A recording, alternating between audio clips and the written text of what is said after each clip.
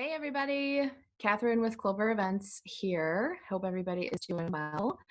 We're coming to you today to bring you some interesting content, I hope. We're going to be chatting with Megan Crow here, who is a good friend of ours at Clover Events. She's a wonderful partner for us in the event industry as well as a designer at Revel Decor. And we thought it would be interesting to chat with Meg today because she, unfortunately, due to the coronavirus and the event bans that went into place because of that, had to postpone her April wedding. So we thought it would be interesting to give you some perspective directly from someone who postponed their wedding and what that experience was like. So thank you so much for being here with us today, Meg. We really appreciate it. For having me. So why don't you give us just a little bit of information, kind of some background on what your experience was like over the last 2 weeks, really, as everything was starting to unfold. Yeah. So being in the event industry, obviously we have inside scoop of kind of predicting what's starting to happen. So, my wedding was supposed to be on April 18th, and we started to hear of like larger like trade shows and conventions and like large scale social and corporate events start to postpone in kind of being scared of the virus coming to the United States. And then once it really did start to come, so I always kind of had it in the back of my head when I was having April clients for corporate events start to postpone their events. I was like, what am I going to do? So that was kind of a worry for a couple weeks. And then once, everything was pretty solid that we were going to have to postpone, we just started to be proactive and rescheduled. That's great. So how, I think you kind of hinted at this, but how far out from your wedding date were you when you decided to postpone? We were just about a month out, so 4 to 5 weeks out. Okay. And then when did you end up rescheduling? Pretty much, I think 1 month out on the day. So when we decided to start reaching out to vendors, that was a few days before the CDC released that there was going to be specific dates that you could not have large gatherings. So we just wanted to be proactive and have those dates in our back pocket. Sure. So we came up with a new date within 2 days of making the decision to postpone. And we had a date, and then a couple of the vendors had a mix up and were actually already booked. So we had to come up with a whole other date after we told all of our friends and family. So that was a little bit of like a roller coaster up and down. We thought that we had everything settled, and then we had to kind of start from the beginning, but we came up with a new date then within a couple days. So I think it was total like 4 or 5 days process for us. Okay. But like the longest 4 or 5 days of your life. Yes, absolutely. And the last day we were like going to pull the trigger on our second rescheduled date, and we were like, let's just sleep on it. Let's not like have to text everyone and tell them another date right away. So that lingered on to like a third day. Oh, gosh. Yeah, I'm sure it feels good to be on the other side of it. Yeah, definitely. So I know there's been a lot of talk about postpone versus canceling. There's a huge movement within the event industry in general that Yeah. obviously we fully support, to postpone versus canceling. Um, how did you decide to postpone versus cancel? Was that an easy decision for you? For us, it was kind of a no-brainer. Well, first of all, we love a good party. Yeah. So we were really, really excited. Obviously, at the end of the day, it's all about, being married to one another. But Connor loves to party. I love to party. So we felt like, why would we cancel something that we have put so much time and effort into and money? So we did not ever think about walking away from that. Okay. Awesome. Awesome. What do you think was the most difficult part of making the choice to postpone your wedding? I think the hardest part to move on from was the disappointment of having to wait even longer. Yeah. It sounds silly, like when I was telling some like friends that I had to postpone and how sad I was.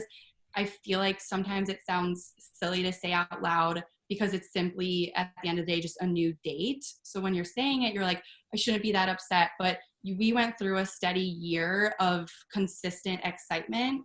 We got engaged, you book the venue, and then you have this date that you've announced to everybody. You have the engagement party, and then you go through the process of finding your vendors. You have your tasting, you do your decor sample, you pick out the linens, and you find your photographer. So, and then, you have your shower, and then you have your bachelorette weekend, and then you're like, Yeah. okay, like we're here, autopilot mode. Right. You crossed everything off the list. Yeah, so you're like, we're about to be life partners, like we're about to get married. You're on this high of being a month out and you don't really have much left to do. Yeah. And then all of a sudden that just like stops and they're like, oh wait, like you have to wait 5 more months. I think that just the waiting was the hardest part. Yeah, especially, because you're basically ready to go. A month out, you really are just tying up loose ends. That is basically most of the time. And I can imagine too, for that year that you were planning, you were picturing your wedding date and your anniversary being on a specific date in April. That to then even just have that very basic change of switching a date, not to mention the season or, anything like that, but just changing the actual, your anniversary date change. And again, saying it out loud, it does seem kind of silly. Like No, I don't think it's silly. But for some reason, we had April in our heads, and our whole wedding was revolved around being in the spring. My dress, the bridesmaids' dresses, and all of the floral was extremely seasonal spring blooms and very colorful. Absolutely. So now that we're changing from April to August, the vibe is a little bit different, and I can't envision, well, some of the blooms are not available anymore anyways, but I can't envision what we had before moving into an August date. So that completely transforms into like a late summer, early fall wedding. Absolutely. Yeah. The whole look and feel of your wedding shifts and changes. We can jump into that now anyway, because that was something I definitely wanted to cover here. Have you started to make those shifts in your overall design and aesthetic, like floral and food and beverage and bridesmaids dresses and groomsmen attire? Have you started to make those changes already? Yeah. So I think one of the first things I did was actually text our creative director, Tori, saying we have to come up with a new design. And I felt dramatic. Shout out Tori. I felt so dramatic that was the first thing that my head went to, but I'm such a creative, and obviously in event design is my career. So that was what my brain automatically went to. I think that the attire definitely still works for August, but then there was a part of me that was like, if we had to push back to like late fall, winter, none of the attire would make any sense whatsoever. And so everybody owns it already. That's a great thing to point out too, is when you're a month out from your wedding or less, everybody already owns their dresses or their suits or tuxes or whatever. And so, that's a lot to ask if you are going to make that change. It's a lot. Especially the bridesmaids dresses were Jenny U, so they were made to order, so they're non-returnable. So that was never really an option. Yeah, absolutely. And not to mention, no one really knows how that industry is going to be affected, obviously, by this. I've had clients that have had to they've had to change their bridesmaids dresses. Right. Yeah, absolutely. So are you choosing to proceed with getting legally married on your original wedding date, or will you just move the entire thing to your new wedding date in August?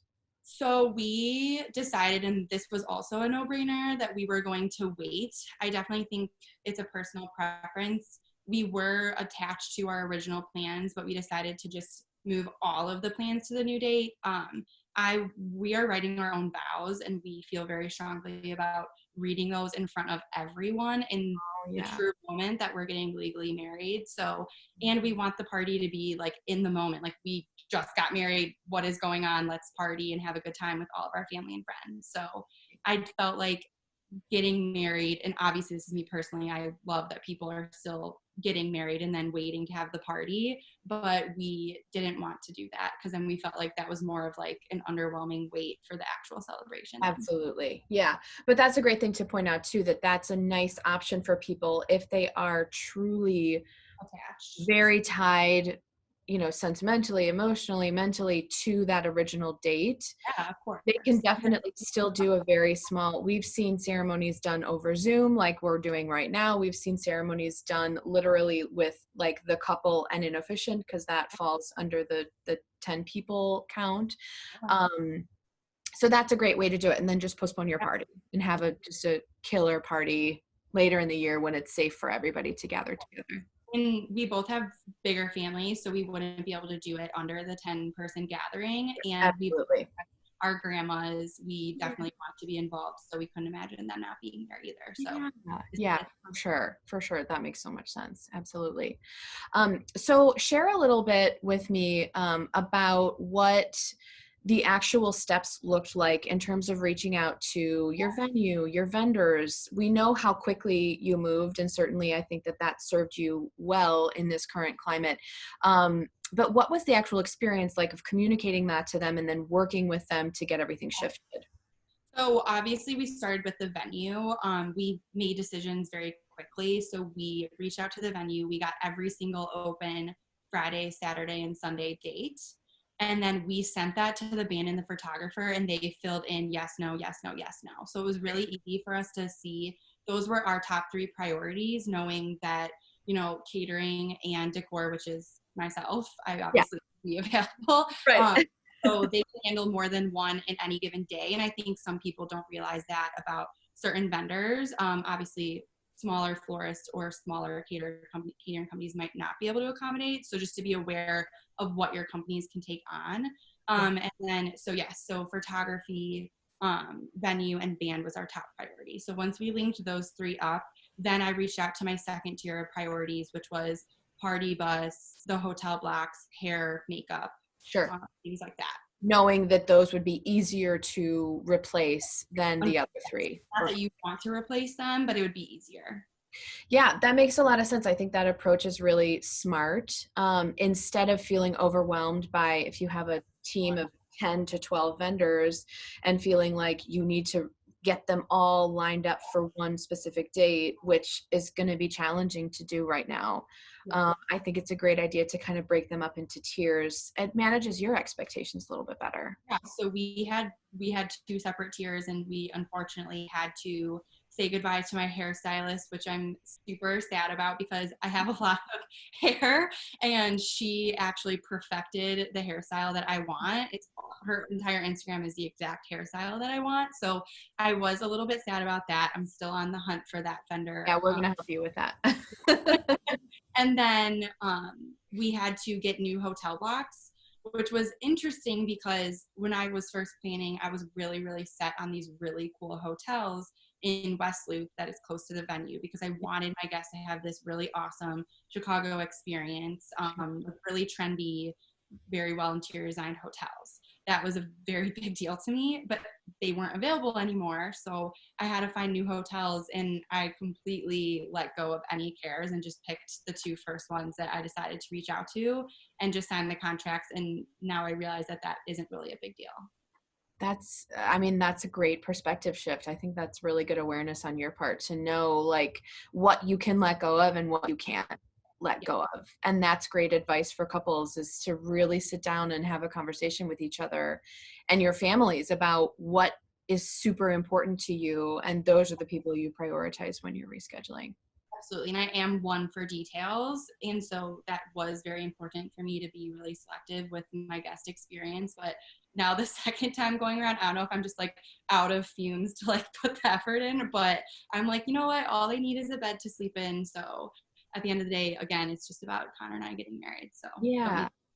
Well, and maybe that just speaks to the larger perspective shift in the event world, particularly in the wedding industry. When it comes to these couples that have had to postpone, it does kind of shift your priorities a little bit. You do take for granted that you can kind of craft this day in any way that you want, and sometimes things get in the way, and what it really comes down to is the fact that you and Connor are getting married and everybody is there in person with you. So I think that it goes both ways. These extra like 4.5 months that we have now, 4 months, is giving me time to realize the things that I shouldn't like spend too much time thinking about, but it also gives you more time to maybe be like, oh, I actually wish I would have put a little bit more thought into this. So now I have the time to do that. I love that. I really love that. So kind of in that same communication vein, how did you go about communicating with your guests and your wedding party? Because I have heard from a lot of couples that is one thing that they're finding challenging. Not necessarily wedding party, but definitely guests. And they don't want to have to text everyone every little update. So how did you go about just getting the message out? Yeah, so we were, leaning towards, should we reach out to all of our family to see which dates also work for them. And then we decided not to do that. We thought that would make things really complicated, and it would get a little bit touchy with if you did pick a date that they said they couldn't attend. So we moved forward with our first date. So we picked a day in July. And so we texted bulk text messages. We did Connor's side, and then we did my side, and then we did our friends. Okay. So, like my wedding party, and then I did like my friends that I'm inviting, like from high school, then my college friends, whatever. So I did a few different bulk texts, and Connor did that as well. And then we had a hiccup and had to pick another new day. And so then we just had to text them and be like, false alarm, hold tight. Everyone was pretty fine with it.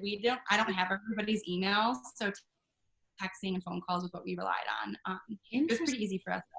Okay. All right. Do you have a wedding website? No. So that was something that I just never put any thought towards. But that goes to the invitations part. We just sent out our invites. Like, we were just starting to get RSVPs in, which is a huge bummer.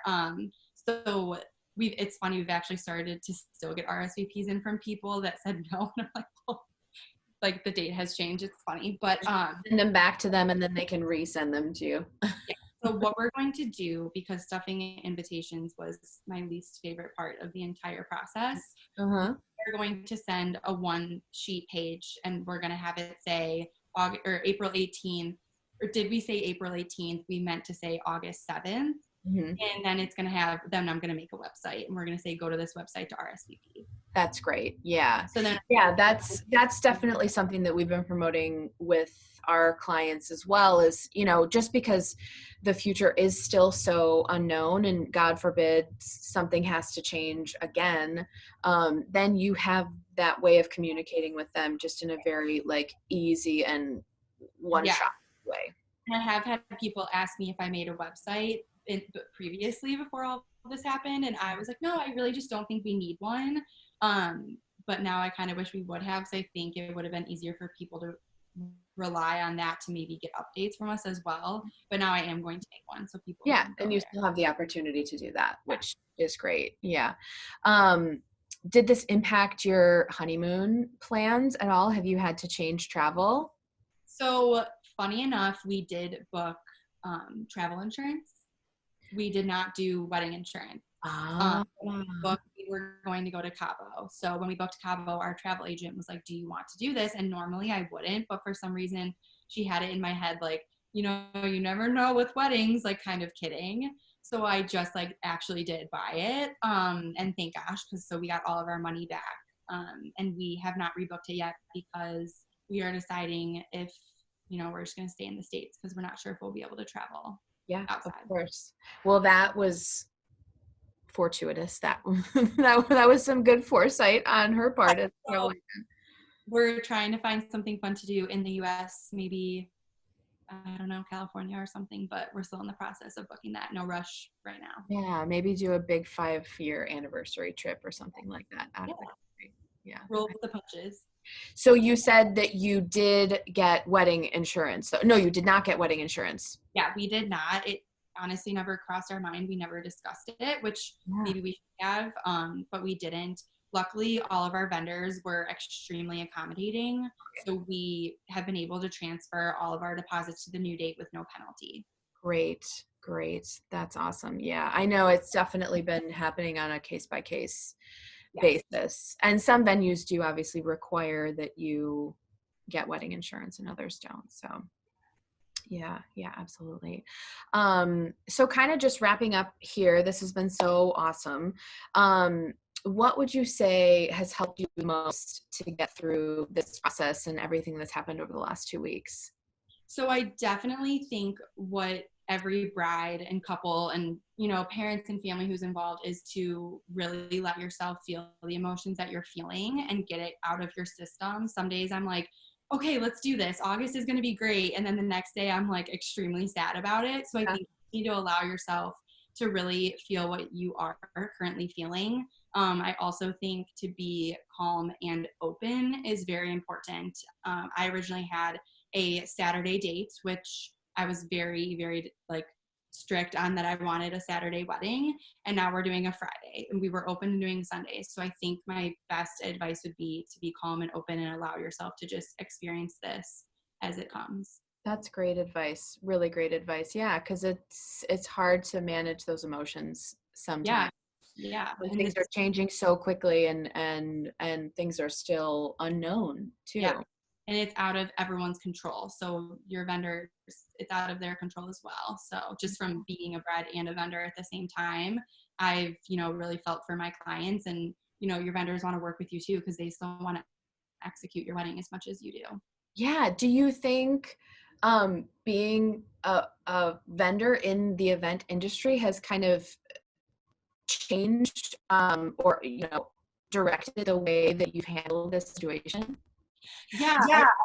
I had personal connections with my vendors, so I could call them and just be like, it's just easier to communicate with them, Yeah, I also think when my clients are reaching out to me for postponing, I, sympathize with them, and I kind of approach it on more of a personal level. So definitely. when a lot of my brides ended up finding out that I was getting married too, so a lot of them are asking me how I'm handling it. So I kind of feel like I'm like setting an example for them. No pressure. Right, But right, yeah, exactly. No, but you can offer them some great tips and advice because you've yeah, done and that's why we wanted to talk to you today, because you are a success story. You're on the other side of that very challenging and harrowing decision, to whether or not to postpone, and how do you get everybody on board, and you've done that, which is great. I think that's what couples need to hear, that like there are people who have done it, they have a date chosen, and it's hard, but it's going to be okay. yeah, it's going to be okay. Yeah. And like I said earlier, everyone's vendors want it to happen as much as they do. So everyone's on the same team. Yeah, I think that's a great point. Yeah. So just finally, what sorts of recommendations, tips, advice do you have for other couples that are in the process of postponing or are kind of considering trying to figure out what that landscape looks like? So So people people on the on the border border. deciding if they should do it or if they shouldn't should be careful if they are not in the actual CDC dates that are not allowing gatherings. Some venues or other vendors might not allow deposit transfers. They might consider it, depending on how far back you want to push it, a whole new event, if you will. So definitely look out for that. Mhm. I don't think it hurts to have a plan B if you are worried. But I would say maybe just May or June events right now, to maybe come up with a plan B if June at all. Definitely look over your contracts and see what their cancellation policies are before you reach out to them, so you have that education before speaking with them. And most of the time they're going to be a little bit flexible. So don't jump the gun and assume. Yeah, definitely. Yeah, I think that's the worst thing you could do is make assumptions. Just ask the question. Yeah. Because if you read the contract, you might be like, oh my gosh, like we are not going to be able to do this, but you just need to read all your contracts, reach out to your vendors. I really think us having our top tier priority, then our second tier priority was really beneficial for us to break it up, just so it's not as overwhelming. Yeah, absolutely. Absolutely. Well, this has been so enlightening and interesting. Thank you so much for your time Like therapy, today. I got all this off my I chest. know, I love it. Yes, as we like to say as planners, we are often therapists, and Yeah. certainly in this current Yes. time as well. We're definitely putting on our therapist hat more than usual, maybe. So, well, we wish you the best of luck. We cannot wait to see your beautiful wedding come to life in August now instead of. It's Evan. Thank I know, it's so fun. Awesome. Well, thanks for being here. We really appreciate it. you so much, Catherine. Bye. Bye.